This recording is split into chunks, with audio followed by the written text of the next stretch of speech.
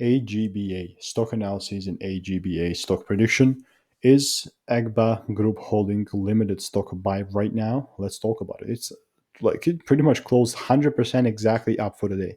So that went from pretty much, do you know where we closed previous day? We closed around 100 to 25, and then now we're 250. So that's like 100% gains hypothetically.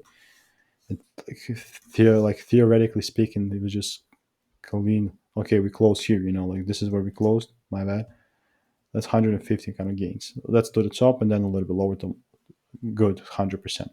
I myself like really just picked like the most okay, the most stupidest thing to just focus my time on. But honestly, I'm still quite bullish. Like I said, for me, if I'm trying to milk the most that I can out of this trend, I'm trying to see it come down into my demand area and give me the rules to take it higher. If it doesn't give me that, then I'm not willing to take it higher. But for right now, it still is free to do it.